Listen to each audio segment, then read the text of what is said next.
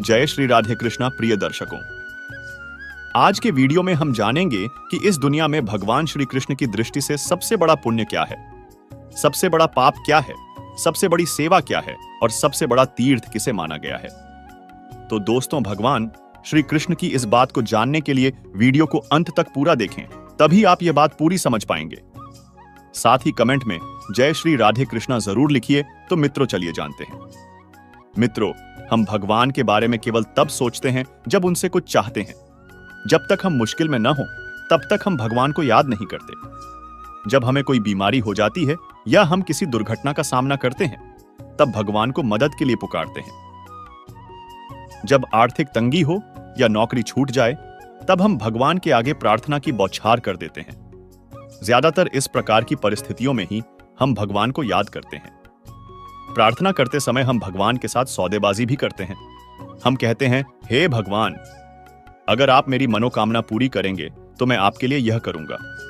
आप मुझे वह दे दो तो मैं आपके लिए ऐसा करूंगा। क्या परमात्मा को वास्तव में हमसे कुछ चाहिए? भगवान से अपनी प्रार्थनाओं को पूरा करवाने के लिए हम उनसे सौदेबाजी न करें, क्योंकि भगवान हमसे इस भौतिक दुनिया का कुछ नहीं चाहते। भगवान हमसे केवल प्रेम चाहते हैं। वे चाहते हैं कि हम उनसे प्रेम करें, हमारे अंदर उन्हें जानने और पाने की तड़प और कशिश उत्पन्न हो। इसलिए सबसे पहले हमें अपने अंदर भगवान को पाने के लिए सच्ची लगन और तड़प जगानी है। अगर हम इसे अपने जीवन में धारण कर लें तो हम भगवान की खुशी को ग्रहण कर पाएंगे। भगवान को प्रसन्न करने का यही सर्वश्रेष्ठ तरीका है। भगवान हमारे माता पिता, हमारे वास्तविक प्रीतम और सच्चे मित्र हैं। माता पिता, प्रीतम और मित्र के प्रति हमारे प्रेम का इजहार किसी भौतिक उपहार का मोहताज नहीं होता। वे केवल हमारा सच्चा प्रेम ही पाकर खुश होते हैं। प्रेम ही एकमात्र भाषा है जो हमारे दिल से दूसरे के दिलों तक बहुत जल्दी पहुंचती है। हम किस प्रकार भगवान को अपना प्रेम दर्शा सकते हैं? ध्यान अभ्यास हमारी आत्मा को प्रेम के साथ फिर से मिलाने में मदद करता है। ध्यान अभ्यास में बैठना एक संकेत है कि हम भगवान से प्रेम करते हैं और भगवान से मिलना चाहते हैं। पर ध्यान अभ्यास में सिर्फ 5 मिनट बैठना पर्याप्त नहीं है। जब हम रोजाना लगन और उत्साह से भगवान को पाने के लिए ध्यान अभ्यास में बैठते हैं, तब भगवान देखते हैं कि हम हमसे मिलना चाहते हैं। संत महापुरुष प्रतिदिन 2.5 घंटे, दिन का 10वां हिस्सा हमें ध्यान अभ्यास में देने की हिदायत देते हैं। जब हम सच्ची लगन के साथ ध्यान अभ्यास में बैठते हैं, तब हमें भगवान की दया और मदद अवश्य मिलती है, ताकि हम अपने लक्ष्य तक बड़ी तेजी से पहुंच सकें। भगवान के प्रति प्रेम दर्शाने का दूसरा तरीका है निष्काम सेवा। सारी सृष्टि भगवान की संतान है। जब हम बिना स्वार्थ से दूसरों की सेवा करते हैं, तो हम भगवान की सेवा करते हैं। माता पिता खुश होते हैं जब लोग उनके बच्चों की मदद करते हैं। इसी प्रकार जब हम किसी भी प्रकार से भगवान के बच्चों की मदद करते हैं, तो भगवान प्रसन्न होते हैं। एक सबसे बड़ी चीज जो मनुष्य कर सकता है, वह दूसरों की सेवा करना है, क्योंकि भगवान हमसे यही चाहते हैं। अगर हम अपने जीवन में इन गुणों को धारण करेंगे, तो हम देखेंगे कि ऐसा करने से न सिर्फ हमारे जीवन में खुशियां आएंगी, बल्कि इससे औरों का जीवन भी सुख व शांति से भरपूर होगा। और सबसे ज्यादा खुशी हमें इस बात की होगी कि हम वह कर रहे हैं जो भगवान हमसे चाहते हैं। दोस्तों, अगर इस दुनिया में सबसे बड़े तीर्थ की बात करें, तो गौ माता के चरणों में और माँ बाप के चरणों में सारे तीर्थ हैं, और वही सबसे बड़े हैं। भारत में गाय को माँ कहा जाता है और उसकी पूजा की जाती है। पहली रोटी गौ माता को खिलाई जाती है। यहां तक कि हिंदू पुराणों में धर्म को भी गौ रूप में दर्शाया गया है। भगवान श्री कृष्ण ने तो खुद गाय की सेवा की, और उनका निवास भी गोलोक में ही माना जाता है। हर मनोकामना को पूरी करने वाली कामधेनु भी गाय ही है।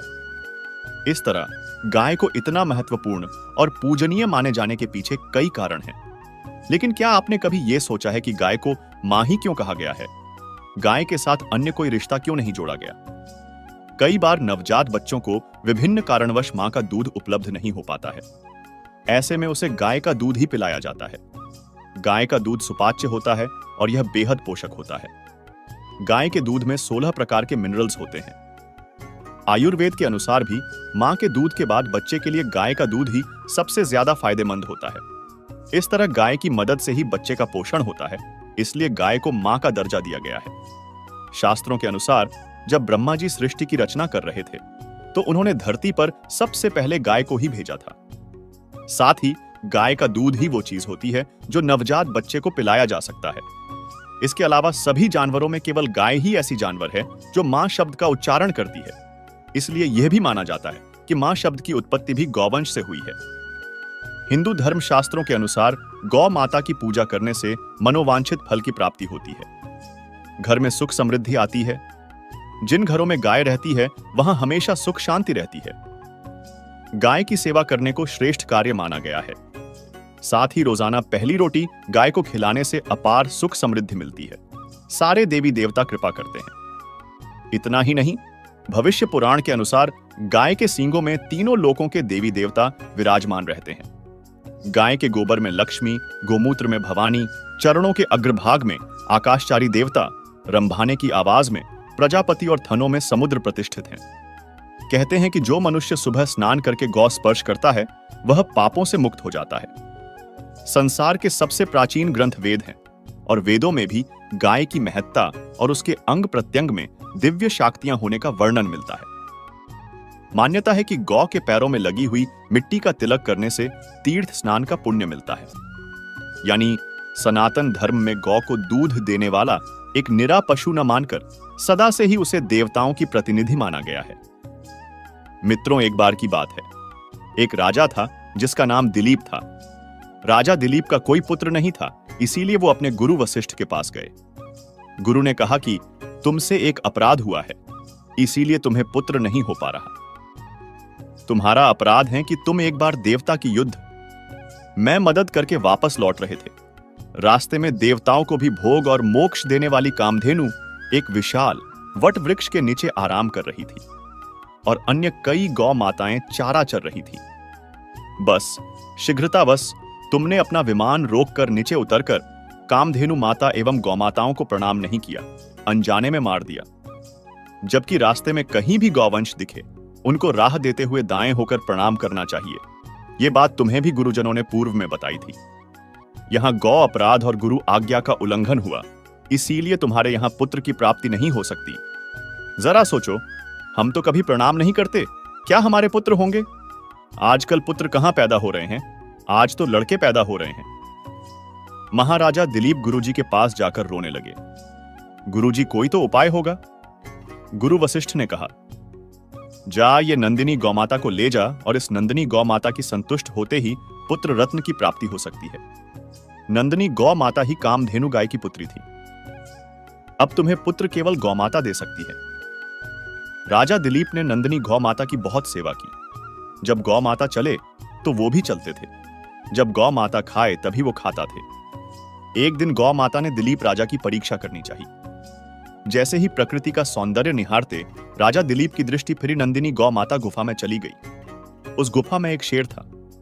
शेर ने गौ माता को पकड़ लिया और गौ माता करुण पुकार कर डकारने लगी और राजा दिलीप से मदद की गुहार लगाने लगी। याद रहे, राजा दिलीप गुरु कृपा से चर अचर सभी प्राणियों की भाषा समझ लेते थे। दिलीप राजा ने शेर के ऊपर जैसे ही धनुष बाण संधान किया, उनका हाथ जहां का वहां जाम हो गया। वे निसक्त से हो गए, क्योंकि यह सब खेल नंदिनी गाय का था। गाय का एक रूप भगवती दुर्गा भी है। वही देव, दानव, यक्ष, किन्नर और मानवों को शक्ति प्रदान करती है। यहां तक कि भगवान शिव की पराशक्ति भी यह गौमाता ही है। जब हाथ जकड़ गया, राजा दिलीप मुंह से ही चिल्लाए, मेरे गुरुजी की गौमाता को छोड़ दो और बदले में मुझे खा जाओ, मुझे कोई दुख नहीं होगा। मगर हे सिंहराज, आपने इस नंदिनी गाय को आघात पहुंचाया तो मैं जीते जी भी मरा ही समझो। शेर ने कहा कि अरे तू तो एक राजा है, मुझे गाय को खाने दे और वशिष्ठ जी को इस गाय के बदले दूसरी 1000 गाय दे देना। क्यों ऐसी बेवकूफी कर रहा है? दिलीप ने कहा, नहीं, ये गौ माता को छोड़ दे और मुझे खा ले, बस मैं और कुछ नहीं जानता। बस गौ माता हमसे इतना प्यार चाहती हैं और गौ माता ने राजा से कहा कि बस मैं तुमसे प्रसन्न हूं, मैं तो तुम्हारी परीक्षा ले रही थी। दोस्तों, अगर आपको भगवान श्री कृष्ण की यह बातें समझ में आ रही है तो कमेंट में जय श्री कृष्णा जरूर लिखें। ऐसा कहकर गौ माता ने अपना समस्त वैभव राजा को दिखा दिया और राजा ने कहा कि मुझे पुत्र चाहिए। और गौ माता की कृपा से दिलीप राजा ने रघु जैसा पुत्र प्राप्त किया। जिनके नाम पर ही आगे रघुवंश चला। इसी रघुवंश में आगे जाकर स्वयं भगवान राम के रूप में नारायण प्रकट हुए। तो दोस्तों, इस प्रकार हमें गौ माता की हमेशा सेवा करनी चाहिए और कभी भी उसका अपमान नहीं करना चाहिए। और जब भी हमारे दरवाजे पर गौ माता आए तो उसे रोटी जरूर देनी चाहिए, क्योंकि वह आपके दरवाजे पर आपसे रोटी ही तो लेने आती है। दोस्तों, कहा जाता है और कि माता पिता की श्रद्धा और समर्पण भाव से सेवा समस्त तीर्थों के समान है।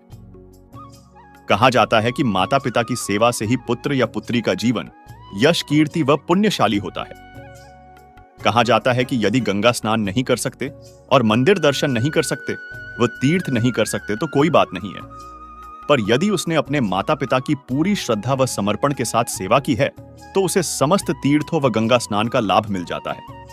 इसलिए हर व्यक्ति को अपने माता पिता की सेवा से विमुख नहीं होना चाहिए, माता पिता का अनादर नहीं करना चाहिए और उनके हर आदेशों का पालन करना चाहिए।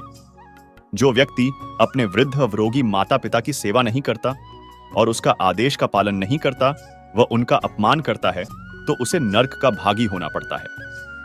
पता नहीं कितने वर्ष तक सर्प, कुत्ते व कीड़े की योनि में जन्म लेना पड़ता है। माता पिता की सेवा से ही भगवान की सेवा हो जाती है। एक पुत्र के लिए अपने माता पिता की सेवा ही समस्त तीर्थ व ईश्वर की भक्ति व सेवा तथा पूजा पाठ से कहीं अधिक बढ़कर है। हमें अपने माता पिता की कभी भी निंदा नहीं करनी चाहिए और उन्हें सदैव प्रणाम करना चाहिए। माता पिता की सेवा करना हर संतान का प्रथम फर्ज है। जो लोग अपने माता पिता का आदर और सम्मान करते हैं, उनकी हर छोटी बड़ी जरूरतों का ध्यान रखते हैं, ऐसे लोग सभी के प्रिय और देवताओं का आशीर्वाद प्राप्त करते हैं। अगर कोई 4 धाम का दर्शन करके आए जाए, अगर माता पिता की सेवा नहीं करता तो उसका 4 धाम जाना व्यर्थ है, क्योंकि माता पिता में भगवान वास करते हैं। जिसने माता पिता की सेवा की, उसने भगवान की सेवा की। माता के चरणों में स्वर्ग का सुख है। अगर मनुष्य को स्वर्ग तलाशना है तो वह माता के चरणों में उसे खोजे।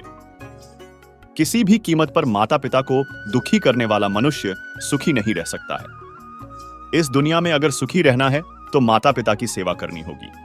उन्होंने कहा कि मनुष्य में कभी भी अहम का भाव नहीं आना चाहिए। अहंकारी व्यक्ति को खुद याद नहीं रहता है कि वह क्या कर रहा है।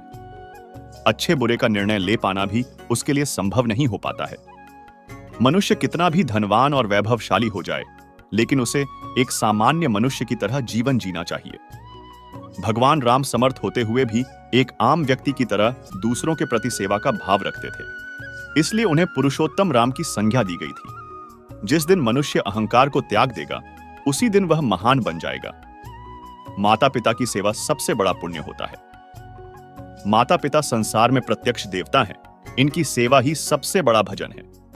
आप भजन न करें, मंदिर न जाएं, कथा न सुने चलेगा, पर यदि आप अपने माता पिता की सेवा नहीं करते हैं तो नहीं चलेगा। जो व्यक्ति अपने माता पिता को कष्ट देता है, वो जीवन में कभी सुखी नहीं रह सकते। माता पिता की आंखों से जीवन में सिर्फ 2 ही बार आंसू निकलते हैं। एक जब बेटी घर छोड़कर जाती है तब, और दूसरा जब बेटा मुख मोड़ता है। भगवान राम ने भी कहा है कि वही पुत्र भाग्यवान होता है जो माता पिता के वचनों को मानता है।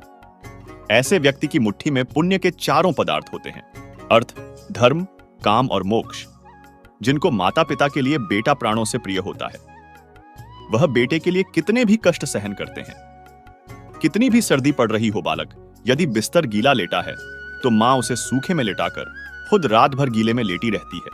और एक माता के कितने भी बच्चे हो, उनका पालन पोषण करने में उसे कभी कोई कष्ट नहीं होता है। पर विडंबना तो यह है कि जब वह वृद्ध हो जाते हैं, तब 10 पुत्र भी मिलकर अपने माता पिता को सुखी नहीं रख पाते और अपने माता पिता का ही बंटवारा कर लेते हैं। मां को किसी और बेटे के पास रहना पड़ता है और पिता को किसी और बेटे के पास। कहा जाता है कि घर को घर नहीं कहते, बल्कि स्त्री का नाम ही घर है। स्त्री अगर चाहे तो अपने घर को बैकुंठ बना दे। बालक की प्रथम गुरु मां होती है। माताएं कभी ये ना सोचे कि मेरा बच्चा जब तक स्कूल में रहता है तभी तक पढ़ाई करता है। बच्चा देखता है मेरी मां क्या कर रही है, पिता क्या कर रहा है। इसलिए बच्चों के सामने कभी अनुचित शब्दों का प्रयोग नहीं करना चाहिए। अपने बच्चों को अच्छे संस्कार देना चाहिए। माता पिता की सेवा न करने वाला व्यक्ति चाहे कितने ही तीर्थ दान पुण्य कर ले, वह फल प्राप्त नहीं कर सकता। गणेश जी माता पिता की पूजा से ही सर्वपूज्य, अग्रपूज्य, सर्वश्रेष्ठ हुए हैं। उन्होंने कहा कि आज के समय में लोग माता पिता से अलग रहना पसंद करते हैं, उनका ध्यान नहीं रखते हैं। आज के माता पिता अपने बच्चों से सबसे दुखी है। उन्होंने कहा कि जब तक माता पिता के उपकार को नहीं समझते तब तक कोई सुख प्राप्त नहीं कर सकता है। इसलिए सभी बच्चों को चाहिए कि वह अपने माता पिता की सेवा करें। सबको सेवा में प्रेरणा लेनी चाहिए। इस संसार में अलग अलग तरीके के लोग होते हैं। कुछ लोग बुरे होते हैं जो जिंदगी भर पाप ही करते रहते हैं, तो वहीं कुछ लोग बहुत अच्छे होते हैं जो कि कभी भी पाप करने के बारे में सोचते तक नहीं है और अच्छे कर्म ही करते रहते हैं। मुरलीधर ने कहा था कि संसार का सबसे बड़ा महापाप किसी औरत की इज्जत से खेलना है। जो व्यक्ति किसी औरत की इज्जत के साथ खेलता है वह इस दुनिया का सबसे बड़ा पाप करता है। नारी शक्ति ऐसी शक्ति है जिसका अंदाजा लगाना बहुत ही मुश्किल है। नारी को संसार में सबसे ज्यादा पूजनीय माना गया है। नारी का अपमान पूरे ब्रह्मांड को बर्बाद कर देने के बराबर होता है। संसार में नारी हर रूप में अपने बच्चे का पालन पोषण करती है, जिसे हम प्यार की भाषा में मां कहते हैं। यही नारी अलग अलग रूप में ममता का सागर होती है। वह कभी मां, कभी पत्नी, कभी बहन, हर रूप में केवल स्नेह और ममता ही बांटती है। हर ग्रंथ में कहा गया है कि नारी का सम्मान करना चाहिए, अन्यथा नारी को कष्ट देने वाला व्यक्ति पता नहीं कितने पापों का भोगी बनता है। मनुस्मृति में कहा गया है कि जहां नारी व स्त्री की पूजा, सत्कार, मान सम्मान तथा आदर नहीं होता, वहां दिव्य गुणों से युक्त मनुष्य व देवता निवास नहीं करते। वहां सभी व्यवस्थाएं व क्रियाएं निष्फल होती हैं। इसका अर्थ यह भी है कि जिस समाज में नारी का सम्मान व आदर नहीं होता, जहां नारियों के अपमान, तिरस्कार, बलात्कार, उनको जलाने, दहेज के लिए कष्ट देने, उनको भोग की वस्तु समझने आदि जैसे कुत्सित होते हैं, वहां देवता नहीं अपितु अज्ञानी, मूर्ख, राक्षस व राक्षसी प्रवृत्तियों के लोगों का निवास रहता है। वहीं जो भी जातक ये कुकर्म करते हैं, उन्हें जन्म जन्मांतर तक इसकी सजा भुगतनी होगी। दुनिया के किसी भी धर्म एवं धर्म ग्रंथों में जीव हत्या करने का अधिकार किसी को नहीं दिया गया। जीव को जन्म देना और उसकी मौत होना ईश्वरीय कार्य बताए गए हैं। अजन्मे शिशु को, चाहे वह कन्या हो अथवा पुत्र गर्भ में ही समाप्त कर देना जघन्य अपराध भी और धर्मानुसार महापाप भी। धर्म ग्रंथों के अनुसार महाभारत काल में योगी राज कृष्ण ने अमृतत्व प्राप्त करने वाले गुरु द्रोण के पुत्र अश्वत्थामा को भूरण हत्या के प्रयास दंड देते हुए उसकी अमूल्य धरोहर मणि छीन ली थी, जिसके अभाव में शक्ति विहीन हो गया था। उल्लेखनीय है कि अभिमन्यु की पत्नी उत्तरा के गर्भ में पल रहे शिशु को मारने का प्रयास अश्वत्थामा ने किया था। तब उसकी रक्षा के लिए स्वयं भगवान कृष्ण ने उत्तरा के गर्भ में प्रवेश कर भूरण रक्षा की थी। यही कारण है धर्म ग्रंथ में जीव अथवा भ्रूण हत्या के विरोधी है। धर्म ग्रंथों के अनुसार नारी को शक्ति का स्वरूप माना गया है। इसके लिए हर युग में महापुरुषों ने उसकी पूजा की है। नारी ने अपने गर्भ से महापुरुषों के साथ साथ ईश्वरीय शक्ति को भी जन्म दिया है। यही कारण कि नारी को जगत जननी एवं सृष्टि निर्माता भी कहा गया है और सृष्टि को समाप्त करने का अधिकार पृथ्वी लोकवासियों को किसी भी धर्म ग्रंथ ने नहीं दिया है। यही कारण है कि भ्रूण हत्या पाप ही नहीं, महापाप भी है। इस पाप के लिए पानी को 100 जन्मों तक नरक के कष्टों को झेलना होता है। देखा जाए तो महाभारत के युद्ध में एक से एक पाप हुए, लेकिन क्या अश्वत्थामा का पाप इतना बड़ा था कि भगवान श्री कृष्ण ने उसने श्राप दे दिया? रामायण के मुकाबले जितना छल और पाप महाभारत में हुआ, उसकी गिनती तक नहीं की जा सकती। दोनों तरफ से छल हुए, दोनों तरफ से मरने वालों की गिनती असंख्य रही, लेकिन जितने भी लोगों की मृत्यु हुई रणभूमि में हुई। दुर्योधन, दुशासन जैसे पापी और अधर्मी भी या तो जंग में मरे या फिर जंग में लगी चोटों के कारण, यानी सभी को स्वर्गलोक की प्राप्ति हुई। श्री कृष्ण भगवान का कभी ऐसा समय नहीं आया जब उन्होंने पांडवों को हार से बचाने की कोशिश नहीं की। उन्होंने कई ऐसे निर्णय तक लिए जो धर्म के अनुकूल नहीं थे। श्री कृष्ण अपने संपूर्ण ईश्वर के रूप में थे, इसलिए वो जानते थे कि बिना छल के पांडवों अर्थात धर्म की जीत असंभव है। लेकिन यह जो कुछ भी हुआ सब रणभूमि में हुआ, इसलिए इन पर बात करना व्यर्थ है। अब बात करते हैं कि भगवान श्री कृष्ण ने अश्वत्थामा को श्राप क्यों दिया। इसके लिए आपको जानना होगा कि अश्वत्थामा ने आखिर पाप क्या किया था। जब महाभारत का युद्ध खत्म हो चुका था, तो दुर्योधन घायल अवस्था में एक जगह लेटा हुआ था। उसके भीतर प्रतिशोध की ज्वाला अभी भी धधक रही थी। तभी दुर्योधन के पास अश्वत्थामा पहुंच गया। अश्वत्थामा जानता था कि दुर्योधन की कुछ ही सांसें शेष बची हैं। दुर्योधन ने अश्वत्थामा से कहा कि वो मरने से पहले पांडवों की मृत्यु देखना चाहता है। अश्वत्थामा दुर्योधन का बहुत घनिष्ठ मित्र था, बिल्कुल कर्ण की तरह। अश्वत्थामा ने दुर्योधन को वचन दिया कि वो 5 पांडवों का अंत कर देगा। यह बोलकर अश्वत्थामा पांडवों के कक्ष की ओर चुपके से चला गया। जब वह पांडवों के कक्ष में गया तो देखा कि 5 पांडव सो रहे थे। क्योंकि रात का समय था, इसलिए किसी का चेहरा नहीं दिख रहा था। अश्वत्थामा ने उनकी गहरी निद्रा का फायदा उठाते हुए सभी को मार दिया। इसके अलावा श्रीखंडनी और धृष्टद्युम्न की भी छल से हत्या कर देता है। इसके बाद वो दुर्योधन को जाकर बताता है कि उसने प्रतिशोध ले लिया है।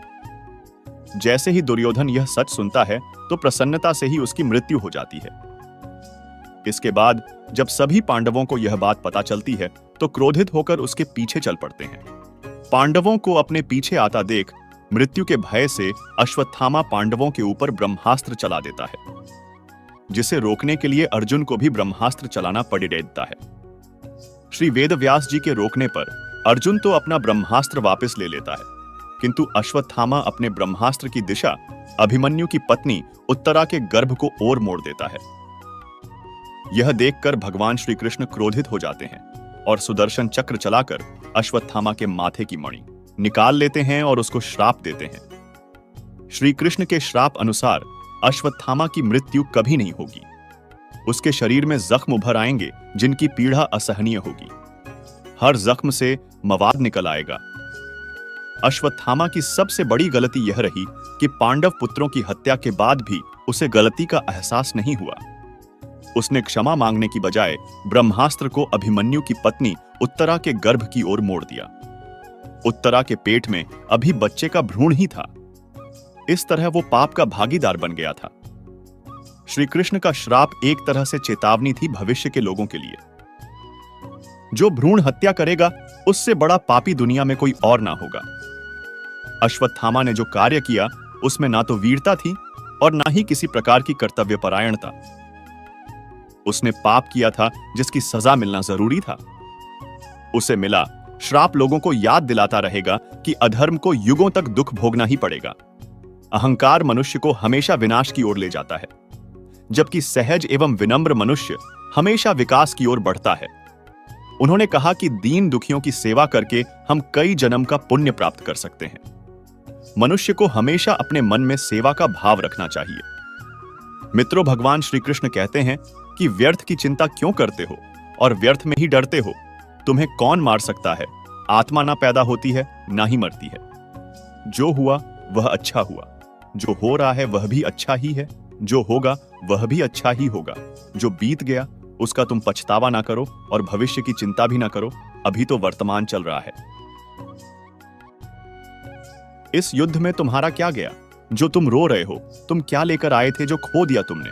क्या तुमने पैदा किया था जो खो दिया तुमने? तुम ना कुछ लेकर आए थे ना कुछ लेकर जाओगे।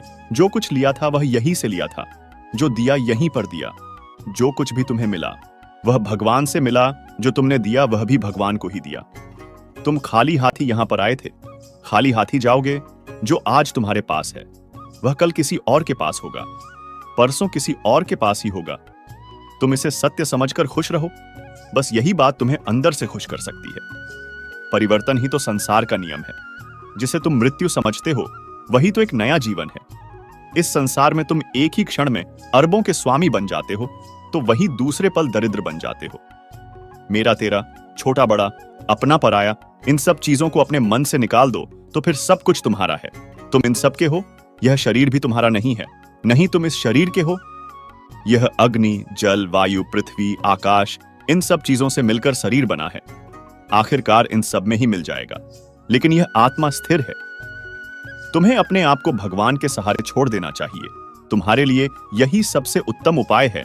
जो उनके सहारे को जाता है वह भय, चिंता, शोक से दूर और मुक्त हो जाता है।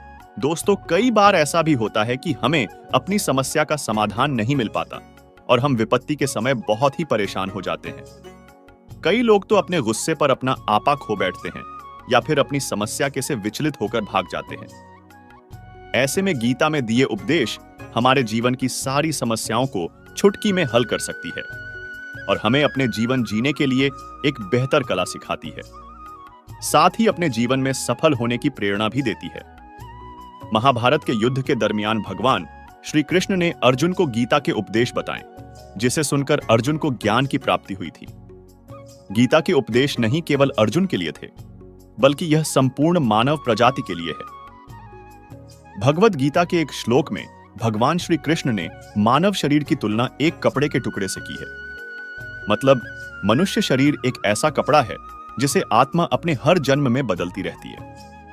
इसका मतलब मनुष्य का शरीर आत्मा के लिए एक अस्थायी वस्त्र की तरह है, जिसे उसे अपने हर जन्म में बदलना होता है। गीता का यह उपदेश हमें यह सिखाता है कि हमें मनुष्य के आत्मा से प्यार करना चाहिए। उनकी पहचान उनके आत्मा से करनी चाहिए। हमें मनुष्य के शरीर से आकर्षित नहीं होना चाहिए। मनुष्य के भीतरी मन को समझना ही उचित होता है। जो लोग मनुष्य के शरीर से ही केवल प्यार करते हैं, ऐसे लोगों के लिए गीता का उपदेश बहुत कुछ सिखाने वाला साबित हो सकता है। गीता के इस उपदेश में भगवान श्री कृष्ण ने यह बताया है कि इंसान को जन्म मरण के चक्र के बारे में जान लेना चाहिए, क्योंकि मनुष्य के जीवन का एकमात्र सच जो है वह मृत्यु है। क्योंकि जिस भी इंसान ने इस दुनिया में जन्म लिया है, उसे एक न एक दिन इस संसार को छोड़कर जाना ही पड़ेगा, और यही इस दुनिया का अटल सत्य है। लेकिन इस बात से भी नकारा नहीं जा सकता कि हर इंसान अपनी मौत से भयभीत रहता है। इसलिए मनुष्य को जीवन की अटल सच्चाई को जान लेना चाहिए और अपनी वर्तमान की खुशियां को भी खराब नहीं करना चाहिए। भगवान श्री कृष्ण ने बताया है कि क्रोध से मनुष्य को भ्रम पैदा होता है और भ्रम में वह अपनी बुद्धि का विनाश कर बैठता है। क्रोध में जब मनुष्य की बुद्धि काम नहीं करती है, तब मनुष्य का तर्क वितर्क करने की क्षमता नष्ट हो जाती है और व्यक्ति का वही नाश हो जाता है। इसी तरह हर एक व्यक्ति को अपने गुस्से पर काबू करना सीखना चाहिए। मनुष्य गुस्से में कई बार ऐसा काम कर देता है जिससे उसको बाद में जाकर हानि का सामना करना पड़ता है। वहीं अगर मनुष्य अपने क्रोध पर काबू नहीं कर पाए, तब वह कोई गलत कदम उठा बैठता है। जब भी मनुष्य के मन में क्रोध की भावना उत्पन्न होती है, तब मनुष्य का मस्तिष्क काम करना बंद कर देता है और वह सही गलत का वह उचित फैसला नहीं ले पाता। इसलिए हमेशा मनुष्य को अपने क्रोध को काबू में रखना चाहिए और अपने मन को शांत रखना चाहिए, क्योंकि गुस्से में लिया गया फैसला आपको गहरी क्षति पहुंचा सकता है। भगवान श्री कृष्ण ने गीता के सार में यह बताया है कि कोई भी व्यक्ति अपने कर्मों को नहीं त्याग सकता, जिसका मतलब व्यक्ति साधारण समझ के साथ अपने कर्मों में लगे रहते हैं। उन्हें अपने कर्म से हटना या त्यागना नहीं चाहिए, क्योंकि वह ज्ञानवादी नहीं बन सकते हैं।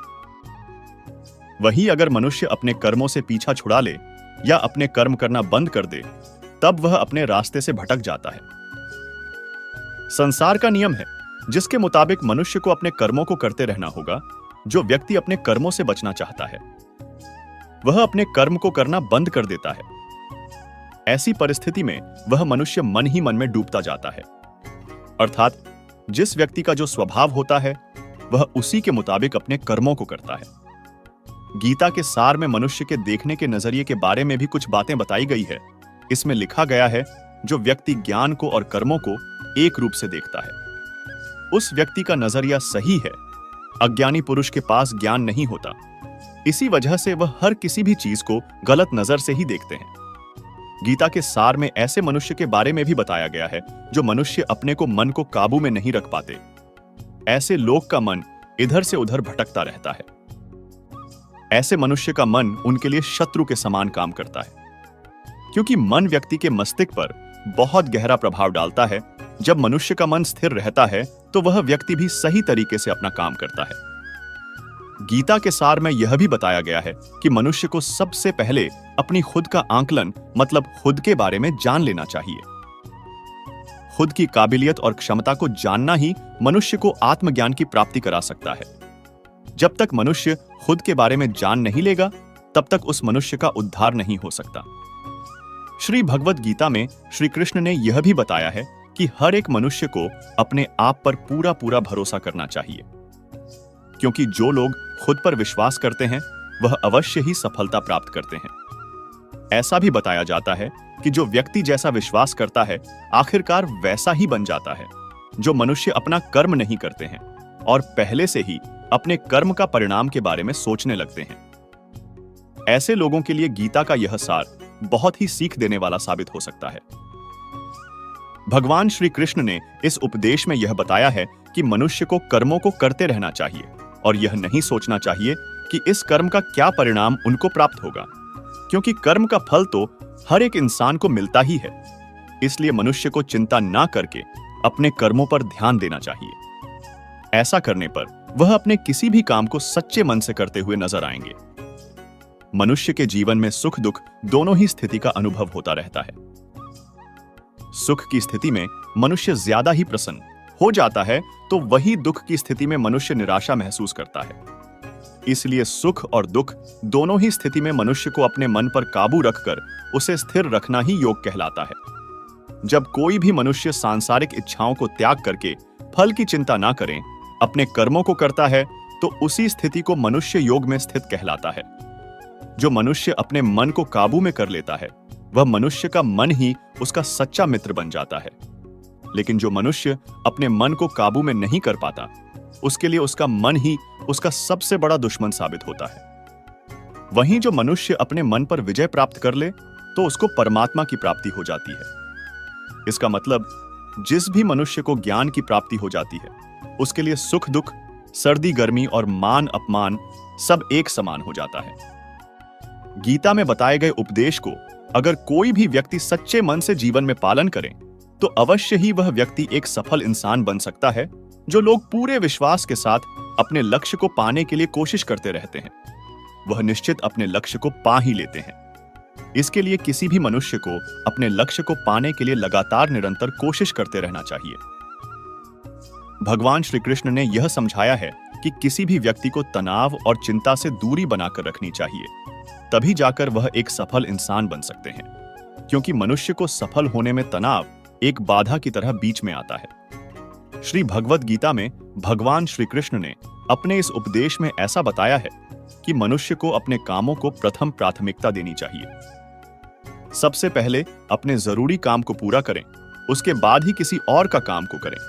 अन्यथा दूसरों का काम पूरा करने के चक्कर में वह मनुष्य अवश्य ही अपना काम पूरा नहीं कर पाता है। श्री भगवद गीता में भगवान श्री कृष्ण ने यह भी उपदेश दिया है कि संसार में एक ही भगवान के अनेक स्वरूप है और संसार में लोग भगवान के अलग अलग स्वरूप की पूजा भी करते हैं, क्योंकि वह उनकी अलग अलग शक्तियों पर भरोसा करते हैं। लेकिन मनुष्य को यह बात का भी ज्ञान होना चाहिए कि सभी भगवान एक ही भगवान का स्वरूप है। मनुष्य के अच्छे और बुरे दोनों ही भगवान का शक्तियों का रूप है। अर्थात ब्रह्मांड में जितने देवता है, वह सारे ही देवता एक ही भगवान का अनेक स्वरूप है, जिनकी मनुष्य कभी पीपल के रूप में पूजा करते हैं, तो कोई पहाड़ के रूप में। भगवान अनगिनत है, जिनका कोई अंत नहीं है। लेकिन मनुष्य अपनी अपनी आस्था के अनुसार अपने देवी देवताओं की पूजा करते हैं। लेकिन सत्य यह है कि सारे देवी देवता है एक ही भगवान का स्वरूप है। भगवद गीता सार में भगवान श्री कृष्ण ने ऐसा भी कुछ बताया है कि मनुष्य अगर सच्चे मन से भगवान की पूजा आराधना करते हैं, अपना पूरा ध्यान सच्चे मन से भगवान की ओर लगाते हैं, तो उन लोगों को अवश्य ही सिद्धि की प्राप्ति होती है। भगवान श्री कृष्ण कहते हैं कि जो मनुष्य अपने शरीर के सभी इंद्रियों पर काबू पा लेता है और सुख और दुख सभी परिस्थितियों में समान भाव से रहता है और संसार के सभी प्राणियों के हित में लगा रहता है, ऐसे मनुष्य को ईश्वर की कृपा हमेशा बनी रहती है। जो मनुष्य अपने सभी काम में मन लगाकर अपना कार्य करते हैं और वह छोटे से छोटे कार्यों में भी खुशी ढूंढ ही लेते हैं, वह लोग निश्चित ही अंत में सफलता प्राप्त करते हैं।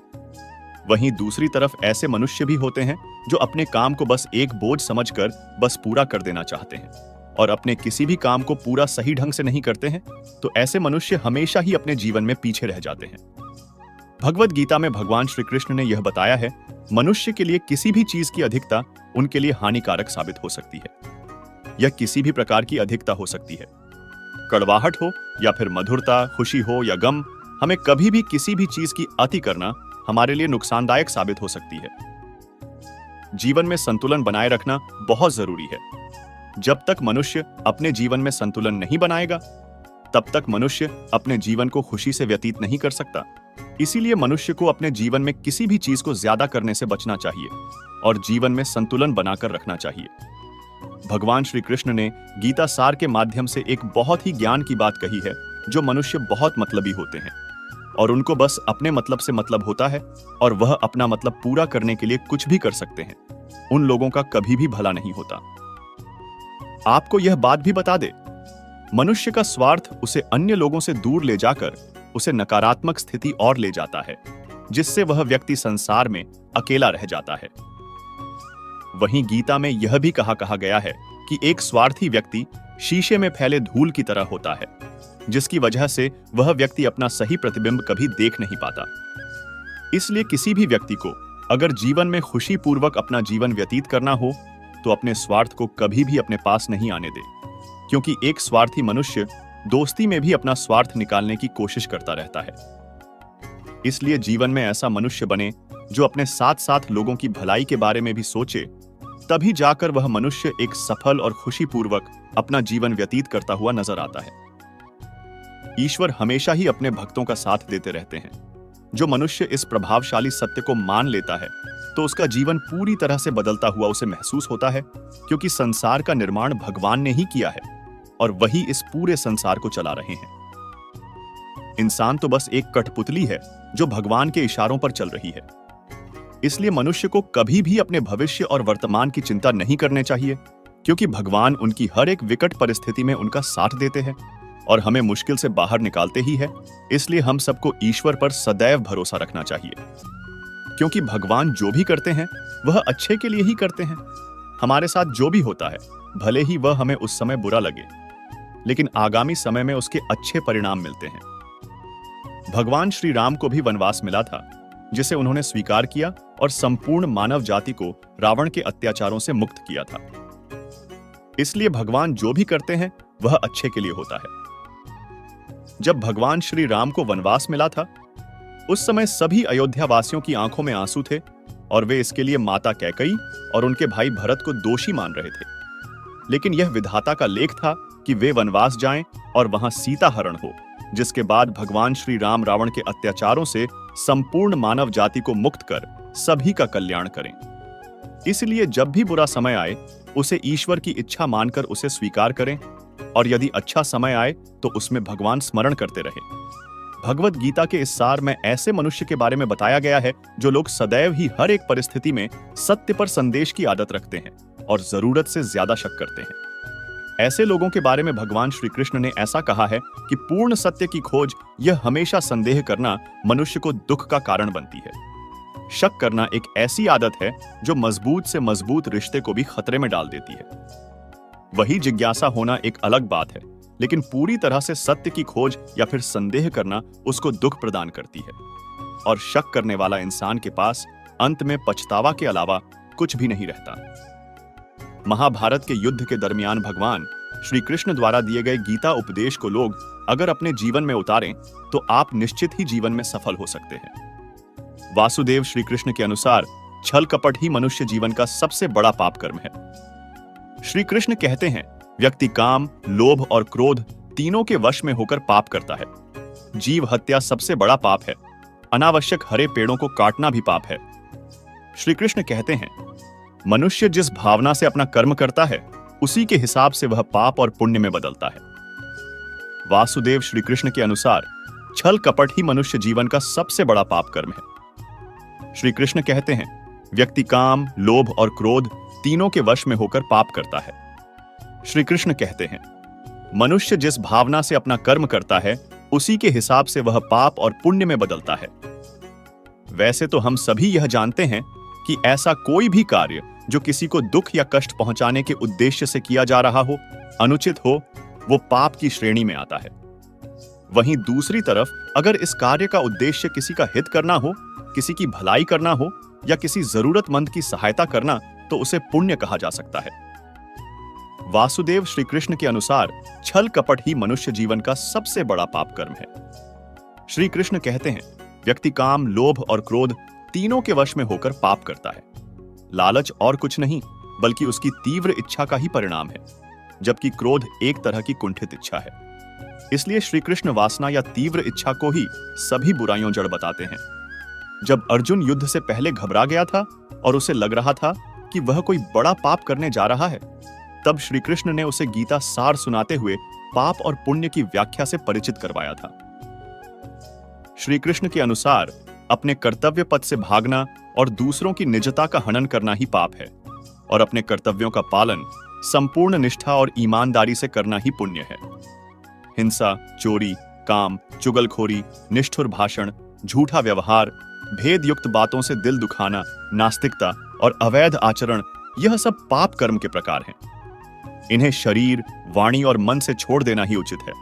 कृष्ण कहते हैं, हे अर्जुन, जैसे सूर्य उदय होते ही रात का अंधकार नष्ट हो जाता है, वैसे ही ज्ञान का प्रकाश अज्ञान के अंधकार को नष्ट कर देता है। फिर मनुष्य परमात्मा की तरफ जाने वाले रास्ते से कभी नहीं भटकता।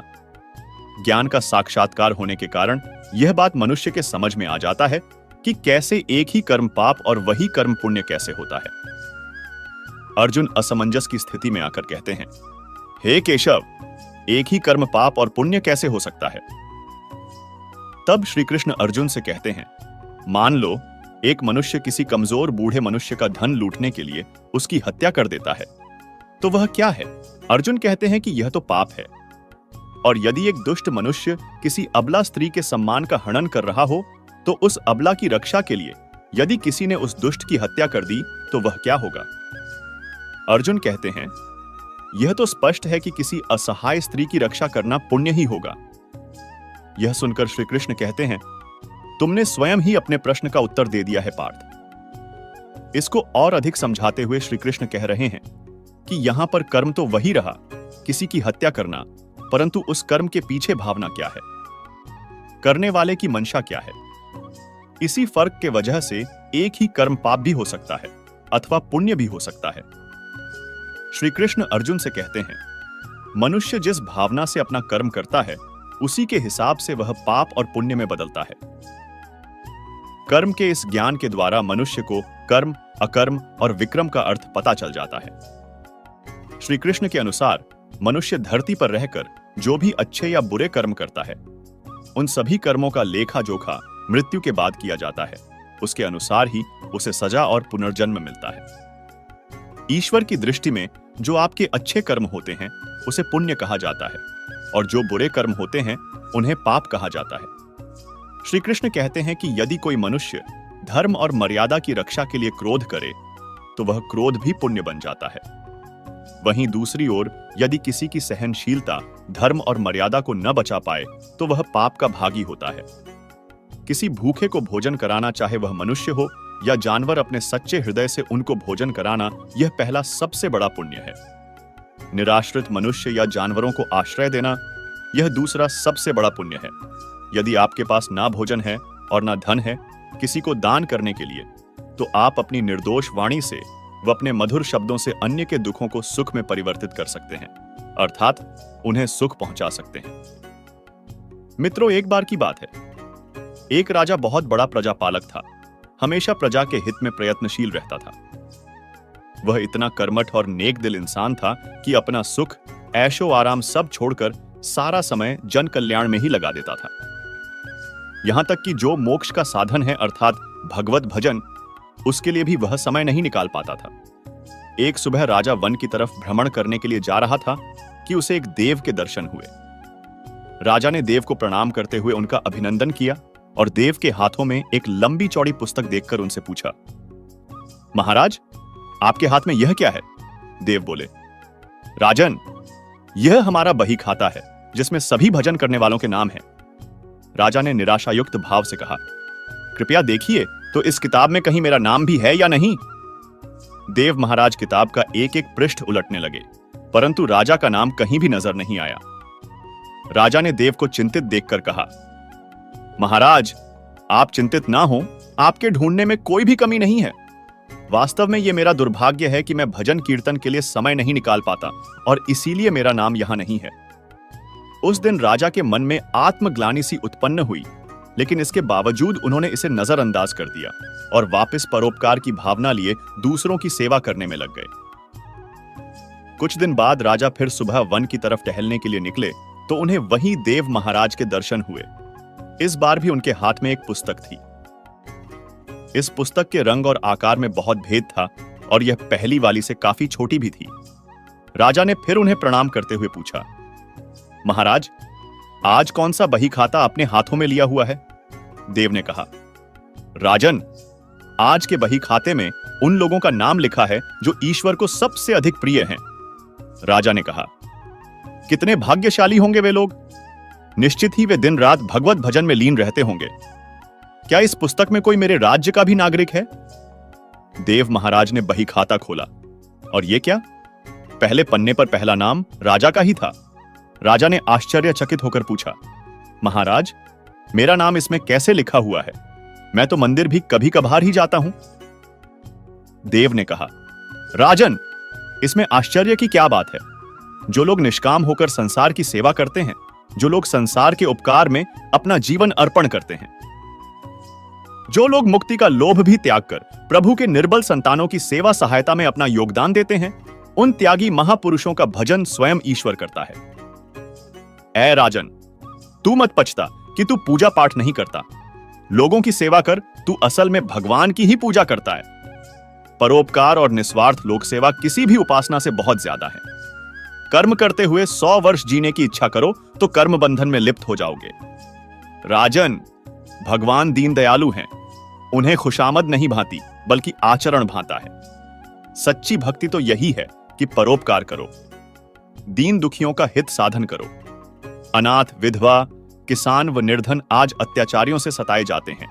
इनकी यथाशक्ति सहायता और सेवा करो और यही परम भक्ति है। राजा को आज देव के माध्यम से बहुत बड़ा ज्ञान मिल चुका था और अब राजा भी समझ गया कि परोपकार से बड़ा कुछ भी नहीं और जो परोपकार करते हैं वही भगवान के सबसे प्रिय होते हैं। मित्रों, जो व्यक्ति निस्वार्थ भाव से लोगों की सेवा करने के लिए आगे आते हैं, परमात्मा हर समय उनके कल्याण के लिए यत्न करता है।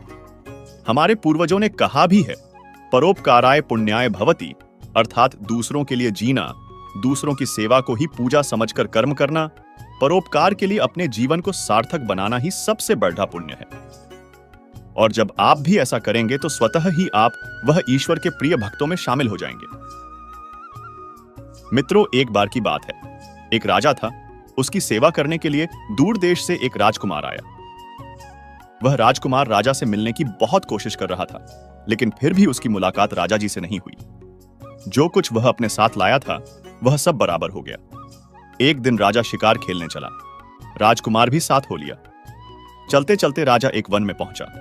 वहां उसके नौकर चाकर सब पीछे छूट गए। राजा के साथ अकेला वह राजकुमार रह गया।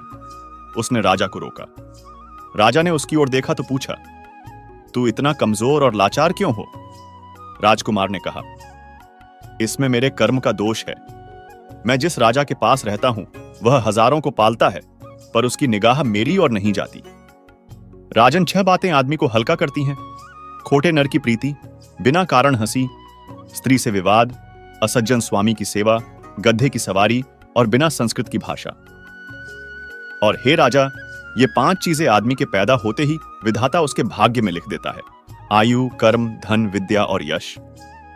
राजन, जब तक आदमी का पुण्य उदय रहता है तब तक उसके बहुत से दास रहते हैं। जब पुण्य घट जाता है तो भाई भी बैरी हो जाते हैं। पर एक बात है, स्वामी की सेवा अकारथ नहीं जाती, कभी न कभी फल मिल ही जाता है। यह सुन राजा के मन पर उसका बड़ा असर हुआ। कुछ समय घूमने घामने के बाद वे नगर में लौट आए। राजा ने उसे अपनी नौकरी में रख लिया। उसे बढ़िया बढ़िया बहुत ही अच्छे कपड़े और गहने दिए। एक दिन राजकुमार किसी काम से कहीं गया। रास्ते में उसे देवी का मंदिर मिला। उसने अंदर जाकर देवी की पूजा की। जब वह बाहर निकला तो देखता क्या है, उसके पीछे एक सुंदर स्त्री चली आ रही है। राजकुमार उसे देखते ही उसकी ओर आकर्षित हो गया। स्त्री ने कहा, पहले तुम कुंड में स्नान कराओ, फिर जो कहोगे सो करूंगी। इतना सुनकर राजकुमार कपड़े उतारकर जैसे ही कुंड में घुसा और गोता लगाया कि अपने नगर में पहुंच गया। उसने जाकर राजा को सारा हाल कह सुनाया। राजा ने कहा, यह अचरज मुझे भी दिखाओ। दोनों घोड़ों पर सवार होकर देवी के मंदिर पर आए। अंदर जाकर दर्शन किए और जैसे ही बाहर निकले कि वह स्त्री प्रकट हो गई। राजा को देखते ही बोली, महाराज, मैं आपके रूप पर मुग्ध हूं। आप जो कहेंगे वही करूंगी। राजा ने कहा, ऐसी बात है तो तू मेरे इस सेवक से विवाह कर ले। स्त्री बोली, यह नहीं हो सकता, मैं तो तुम्हें चाहती हूं। राजा ने कहा, सज्जन लोग जो कहते हैं उसे निभाते हैं, तुम अपने वचन का पालन करो। इसके बाद राजा ने उसका विवाह अपने सेवक से करा दिया। तभी उनके नगर में एक साधु संत आया। उन्होंने राजा से पूछा, हे राजन, यह बताओ कि राजा और सेवक दोनों में से किसका काम बड़ा हुआ? राजा ने कहा, नौकर का। साधु ने पूछा, सो कैसे?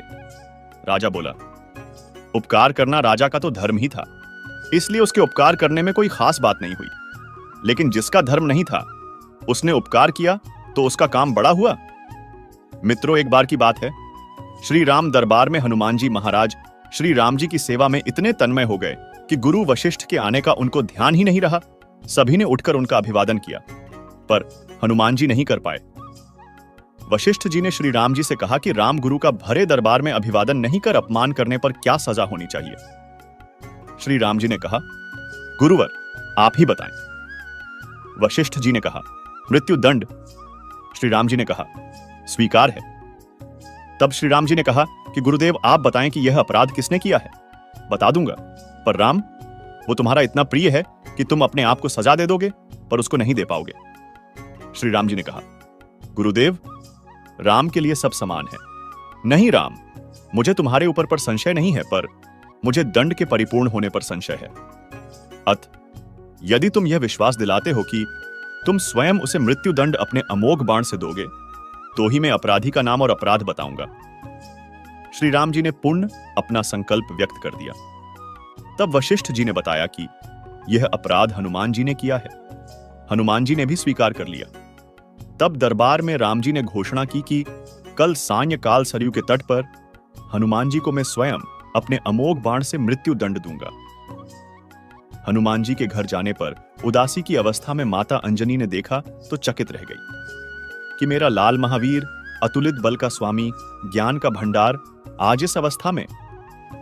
माता ने बार बार पूछा, पर जब हनुमान चुप रहे तो माता ने अपने दूध का वास्ता देकर पूछा। तब हनुमान जी ने बताया कि यह प्रकरण हुआ है अनजाने में।